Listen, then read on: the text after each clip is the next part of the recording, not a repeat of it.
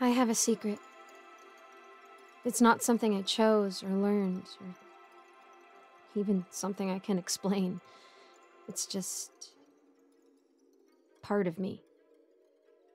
Always has been, as far back as I can remember. I can understand birds. I can understand birds.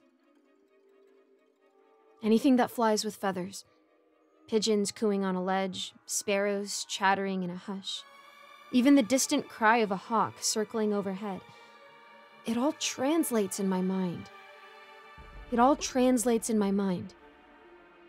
It's not like hearing English or any human language. It's more direct, a raw feed of emotion, intent, and simple primal thoughts. Hunger, danger, warm sun, good, nest safe, that kind of thing. It sounds crazy, I know. That's why I've never told a soul. Not my parents, not my friends, when I had them. It's the kind of thing that gets you locked up, or at least stared at with that pitying look people reserve for the harmlessly insane. So, I keep it quiet. My own private, feathered world. And honestly, most of the time, I loved it. It made the world feel richer, more alive. I'd sit in the park and listen to the intricate soap opera dramas of the local pigeon flock. I'd laugh at the squabbles between sparrows over a dropped crumb. The anxious chirps of a mother robin telling her fledglings to stay put were as clear to me as any human conversation. Even the guttural, ominous caws of crows held a certain dark poetry. They were always talking about death, about watching, about ancient, forgotten things. Creepy, sure, but fascinating. Another strange thing, birds aren't scared of me. Not in the way they are of other humans. They'll land closer. They won't scatter when I walk by. Sometimes if I sit still enough, they'll even hop right up to me, their little black eyes regarding me with a strange sort of recognition. It's like they know I'm listening, that I'm different. When I moved out of my parents' place and got my own little apartment in the city, the first thing I did was set up a bird feeder on my windowsill. It was on the 3rd floor, overlooking a small patch of struggling city trees. It became my sanctuary. I'd sit there for hours, sipping coffee, just listening to the daily news of the avian world. It made the loneliness of the city life more bearable. Then, about a month ago, things started to get weird. It began with a small bird, a common house finch, nothing remarkable about it. It landed on my feeder, pecked at the seeds, took a sip of water. It landed on my feeder, pecked at the seeds, took a sip of water, standard stuff. But then it started to vocalize. And what it said sent a chill down my spine. It wasn't the usual good seed, safe place chatter. This was different. It was a repetitive, almost robotic series of sounds that translated in my head as, Master said find human. Master wants human. It just kept saying it over and over again, its little head bobbing. Master said find human. Master wants human. I froze. My blood ran cold. In all my years of understanding them, I'd never heard anything like this. Their communications were always immediate, instinctual. This was a message, a directive. And the word master, that wasn't a concept I'd ever encountered in their simple world. A wave of unease washed over me. This wasn't right. This was deeply, fundamentally wrong. My first instinct was to shoo it away, to pretend I hadn't heard it. But another, stronger impulse took over. Curiosity, yes, but also a dawning sense of dread. What did it mean? Who was this master? I decided to keep the bird. I know it sounds cruel, but I had to understand. I had an old, small, decorative bird cage from a thrift store. I had an old, small, decorative bird cage from a thrift store. I had an old, small, decorative bird cage from a thrift store. I carefully coaxed the finch inside with some more seeds. It didn't struggle much, which was also unusual. For the next 3 days, that bird was my obsession. I set the cage on my kitchen table and just watched it, listened to it. It barely ate. It barely drank. All it did was repeat that same chilling phrase, hour after hour, its little voice a constant, unnerving mantra in my silent apartment. Master said find human. Master wants human. It was driving me insane.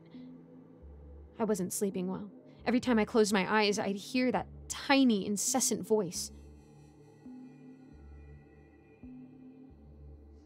I tried to reason with it, which felt absurd. Who is your master? I'd ask the empty air. What human does he want? The finch just stared back with its blank, black eyes and repeated its line. By the third night, I was at my wit's end. I hadn't learned anything. I was just torturing myself and the bird. I decided I'd had enough. I'd release it in the morning. Let it go back to its master, whoever or whatever that was. I just wanted it out of my apartment, out of my head. I went through my usual nighttime routine, trying to shake off the unease. Brushed my teeth, checked the locks. I turned off the living room light, plunging the apartment into darkness save for the glow of the streetlights filtering through the blinds. I was just about to head to my bedroom when I heard it. A sound from my window. Not the finch in the cage. A different sound. A soft, scraping sound. Like claws on glass. My heart leapt into my throat. I crept towards the window, my bare feet silent on the cheap linoleum. I peered through a gap in the blinds. And I saw it. Perched on my narrow windowsill, right outside the glass, was a hawk.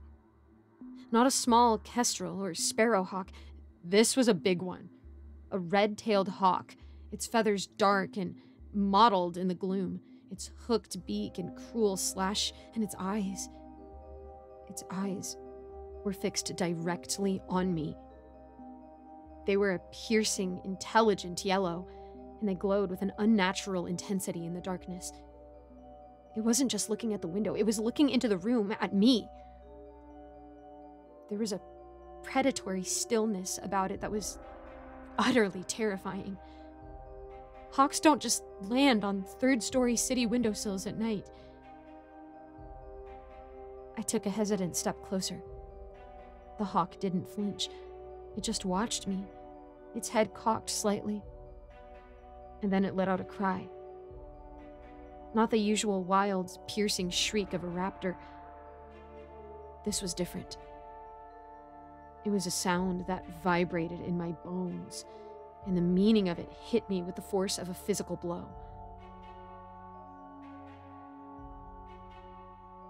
I found her, Master. Another one like you. I found her. My blood turned to ice. Another one like me?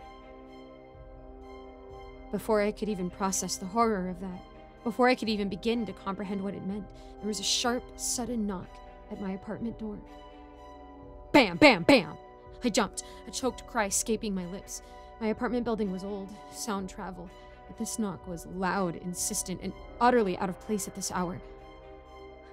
Who could possibly be on my door? I didn't get visitors. Ever. My legs felt like lead, but I forced myself to move. I crept to the door, my heart hammering against my ribs so hard I thought it would break. I put my eye to the peephole. Standing in the dim, flickering light of the hallway was a figure. Tall, cloaked in a dark hoodie that shadowed their face. They were wearing a plain white medical mask, the kind you see everywhere these days, but on them, in this context, it looked sinister, menacing. As I watched, trembling, the figure leaned in. Their eye, dark and unreadable, suddenly filled the entire peephole, inches from my own. I recoiled, stifling a scream. And then a voice came through the door. It was muffled by the mask, but it was clear, calm, and laced with a chilling, almost playful intimacy. "Hello in there," the voice said. "No need to be frightened. I know you can hear me. And I know you can hear them. The birds, I mean. You understand them, don't you? Just like I do." My mind reeled.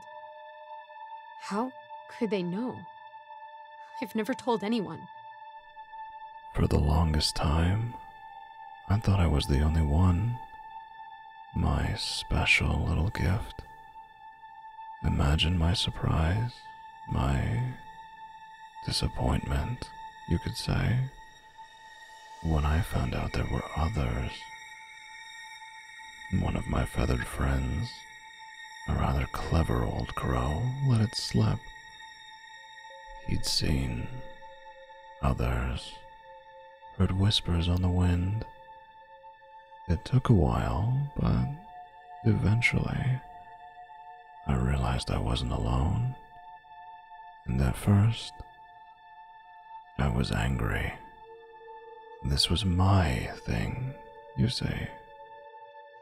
The voice dripped with a possessive, almost petulant tone that made my skin crawl.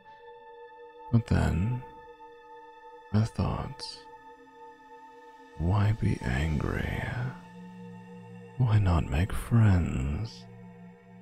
We're a rare breed, you and I. We should stick together, don't you think? So, why don't you open the door? We have so much to talk about.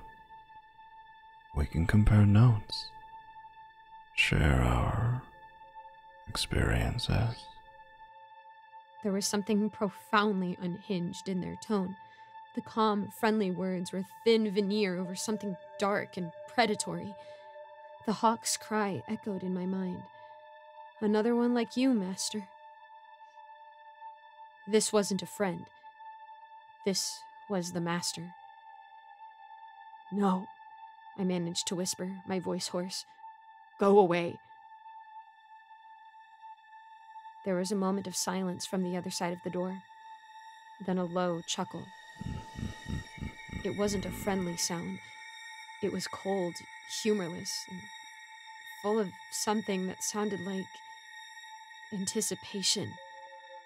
Oh, I don't think so. You see, I've been looking for someone like you for a very, very long time. And now that I've found you, well, I'm not just going to walk away. You're coming with me. We have so many wonderful things to do together. My birds are very excited to meet you properly. The playful tone was gone. Now it was just pure, naked threat. Open the door.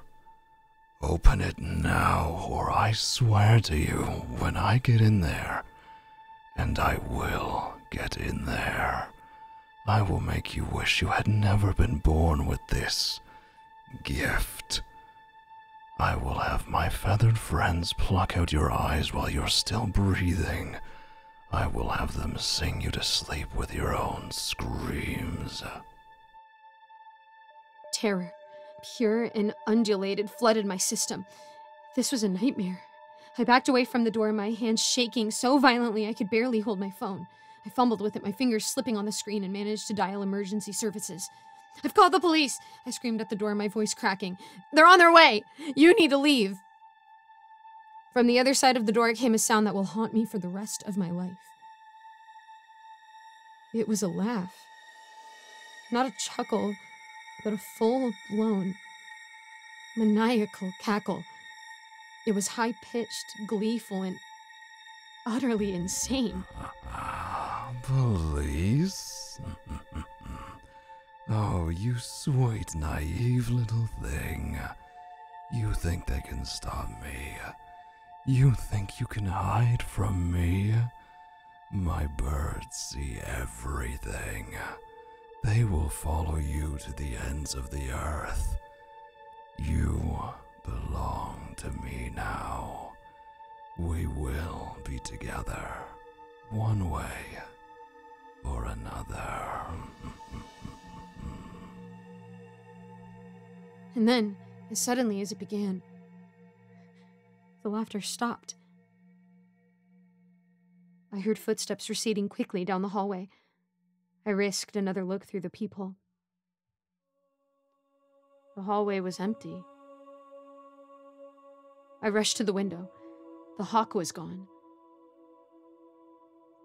My hands were still trembling, but a desperate surge of adrenaline propelled me. The finch. I had to get rid of the finch. I snatched up the small cage, fumbled with the latch, and carried it to the open window. The little bird, which had been silent throughout the entire terrifying ordeal, just looked at me with its blank eyes. I tipped the cage and it fluttered out into the night air, disappearing into the darkness. Good riddance. The police arrived about 10 minutes later. I told them a crazed man had tried to break into my apartment, threatened me. I left out the part about the birds, about understanding them, about the hawk. They think I was the crazy one. They took my statement, looked around, found no signs of forced entry. They promised to patrol the area. They were polite, professional, but I could see it in their eyes. Just another city weirdo, spooked by a late-night noise.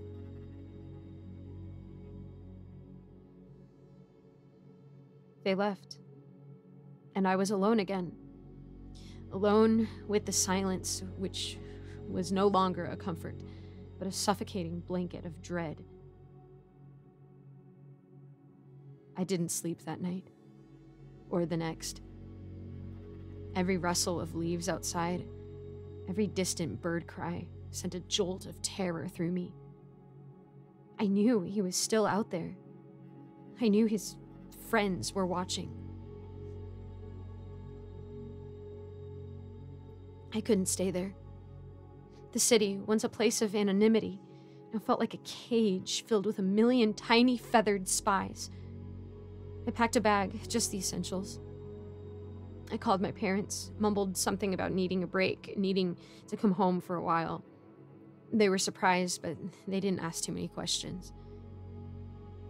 The bus ride back to my hometown was 5 hours of pure, agonizing paranoia. Every flock of pigeons I saw swirling over a building, every crow perched on a telephone wire felt like an eye fixed on me. And then about halfway through the journey, as we were driving through a stretch of open countryside, I saw it. High in the sky, silhouetted against the pale afternoon sun, was a hawk. It was circling lazily, effortlessly, keeping pace with the bus. It could have been any hawk, I know that. But in the pit of my stomach, I knew it wasn't. It was one of his. It was a messenger, a scout. I'm at my parents' house now. It's quiet here in this small, sleepy town. The kind of place where everyone knows everyone and nothing ever really happens. But I don't feel safe. I keep the curtains drawn. I jump at every unexpected sound. I can still hear the birds outside my window. but now their cheerful chirping sounds like a network of spies reporting my every move. I don't know what to do. He knows I exist. He knows what I am. And he said his birds would follow me to the ends of the earth. How long before he shows up here? How long before there's another knock at the door? This gift, it was never a gift. It was a beacon. And now, the wrong kind of master has seen its light. And he's coming for me.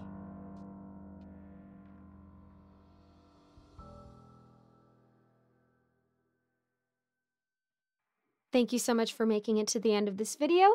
A quick shout out to my patrons, Old Penguin, Rinku Star, Melissa Perez, Icy Narrates, Seven Cities Journalist, Cupcake Hips, Eric Cifuentes, Alonso, Austin My Love, Ellie Hutmeyer, Jesse Hartley, Lawrence Wallen, Mr. Sankofa, and William Hartley. I always try to link a different charity in the description, so go ahead and check that out. I'm also going to start having more things on my Patreon soon, so keep your eyes peeled. And as always, I'd love to know how I can be praying for you, so go ahead and drop a comment and let me know how I can do that. Thank you so much, and I hope to see you in the next video.